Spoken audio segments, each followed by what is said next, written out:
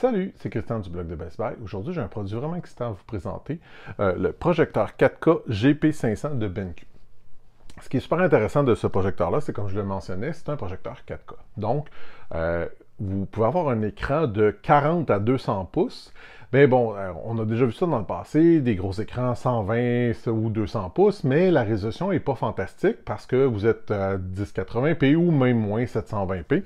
Or, celui-ci, ben, vous avez une image avec une définition vraiment incroyable qui vous permet, dans le fond, d'avoir pratiquement un écran de cinéma dans votre sous-sol. C'est d'ailleurs la meilleure façon d'avoir le plus gros écran que vous pouvez avoir, parce qu'on s'entend que passer 60-70 pouces, les prix sont tellement grands. On parle de dizaines de milliers de dollars, alors qu'avec ça, ben, on a quand même une possibilité d'avoir quelque chose qui est jusqu'à 200 pouces à un prix, je dirais pas abordable, mais malgré tout, somme toute, assez raisonnable. Ce qui est super intéressant, entre autres, de ce produit-là, c'est que ben, pour tous ceux qui ont ou des projecteurs ou même des télévisions, souvent un problème qu'on a, c'est qu'on est limité par le nombre de ports HDMI. Lui en a seulement deux. Vous allez me dire c'est peu, mais il y a un petit as dans sa manche, ce qui est à dire que lorsqu'on retire le dessus ici de ce projecteur, on peut insérer ce qui ressemble à un Chromecast de BenQ qu'on connecte à l'intérieur, qui est complètement protégé, qui permet également de ne pas sortir à l'extérieur puis à l'arrière du projecteur. Et vous avez donc toutes les fonctionnalités grâce à Android TV de un Chromecast. Donc, vous pouvez installer des applications, vous pouvez écouter Netflix, vous pouvez faire pratiquement tout ce qui est possible avec, ce qui est vraiment absolument génial. Puis, ça reste cette boîte-ci ici, dans le fond. Ce qui est une bonne chose parce que je ne sais pas si vous avez remarqué, c'est loin d'être petit. Je dirais même que c'est probablement un des plus gros projecteurs qui m'a eu la peine d'essayer. C'est lourd. Ça prend de la place. Je dirais que le fixer au plafond, ça risque d'être quand même un peu un casse-tête. C'est probablement un peu mieux de le mettre dans un mur, une alcôve ou quelque chose comme ça.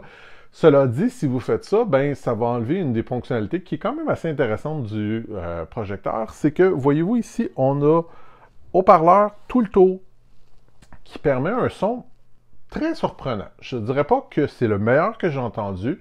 C'est une petite coche au-dessus de ce qu'une télévision peut offrir, mais c'est en bas de ce qu'une barre de son peut offrir. Puis, à cause, c'est qu'il y a deux problèmes à ça. C'est que, comme je le disais, s'il est à l'arrière de vous, vous n'aurez pas un son qui enveloppe beaucoup, il ne sera pas super puissant, etc. Fait que c'est pas l'idéal.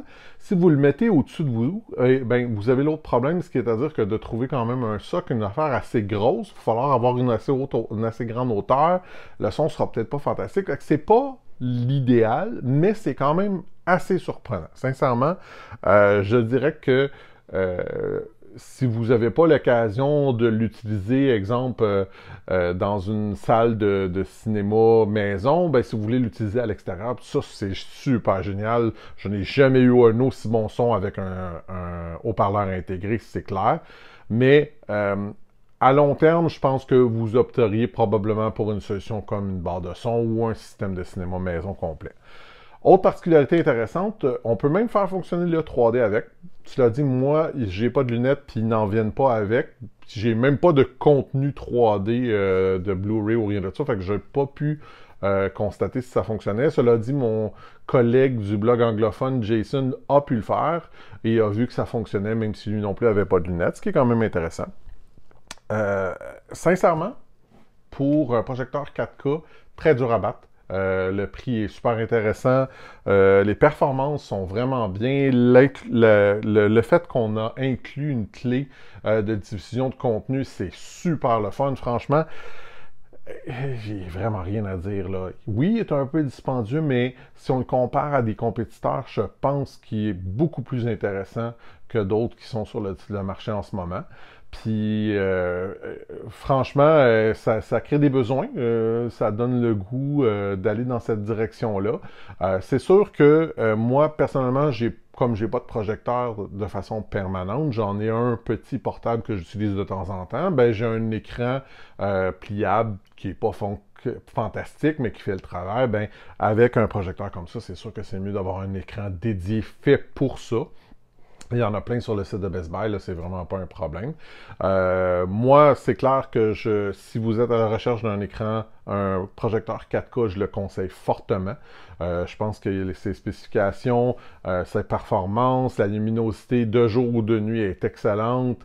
On a du HDR, la configuration automatique dépendant du mur, il va se placer tout seul. C'est absolument génial, il fonctionne extrêmement bien. Je n'ai pas rien de négatif à part le prix.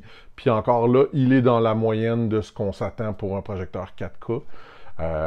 Moi, je le recommande fortement.